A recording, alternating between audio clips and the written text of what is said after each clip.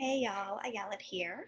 I am here to tell you about how to prepare your pup for your baby's arrival. So let's get to it. The first thing is let's talk about equipment. You're going to have a lot of new equipment in your house, most likely bassinets, bouncers, mamaroos, swings, what have you. So as you get these pieces of equipment, you only want to set up one piece at a time and let your dog acclimate to that new piece. Some dogs are like, whatever, that's fine. And after one day, it's like just piece of the furniture. Some dogs need a few extra days. So go at your dog's pace. They are allowed to sniff the equipment, obviously, but what we don't want to do is scatter treats in and around the equipment, but rather we want them to learn that it's okay to go up to it and to sniff, but then the real reward is to come away from the equipment and to you. So here's how that works. So they're going to just naturally sniff it. You're going to be standing a few feet away with some treats on you. And you're going to give them a few seconds to sniff, and then you're, going to call them over happily, come here, Chloe, come. And she'll come over. I'll give her a treat. So she's learned, oh, well, that thing is cool and no big deal, but really the reward is with mom. Sweet. Because once your baby is inside of it, we don't need your dog hanging around all the equipment all the time. We want her to feel comfortable to approach and then come to you for a reward.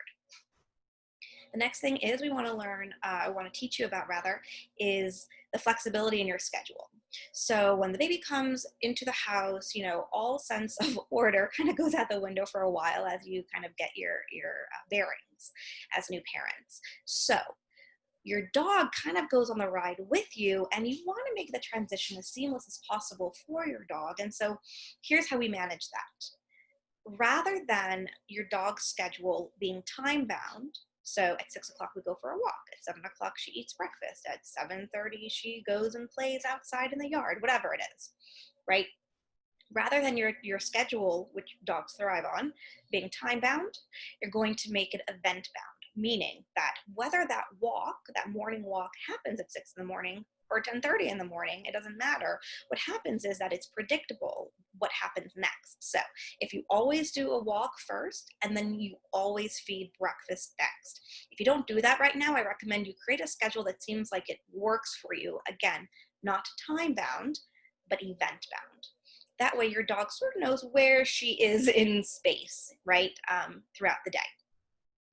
You also want to check in on your dog's manners. The most important ones are obviously the calm, still ones. So sit down, settle, or go to your mat or go to place, and also come. Okay, we want to make sure those behaviors are well established well before the baby comes in all sorts of contexts, because the baby is distracting for everyone, including your dog. So if you say sit, but you're in the rocker in the nursery holding a bottle and a baby, does your dog know what that means in that context?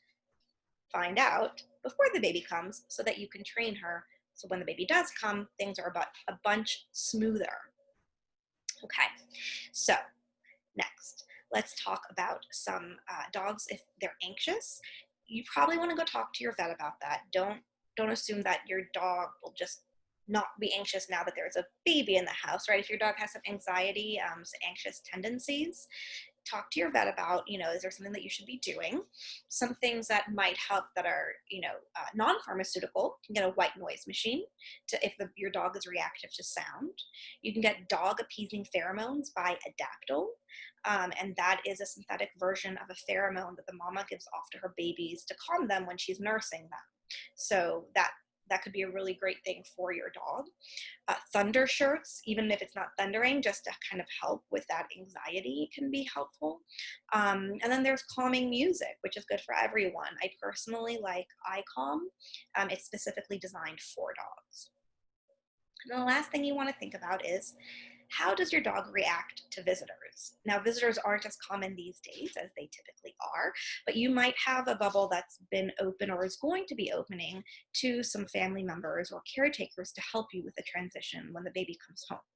And so you want to think about, how does my dog typically respond when someone walks in the house? They either do or don't know. Do they jump? Do they bark? Do they lick everywhere? Whatever it is, think about, well, do I want them to do that when that person is coming in the house and they're carrying food, or I'm carrying the baby? Whatever it is, you're not going to be able to hold, if you're the kind of person who holds their dog back when you open the door to let people in, you're not going to be able to do that all the time. So make sure that their door manners and their greeting manners are really, really sharp.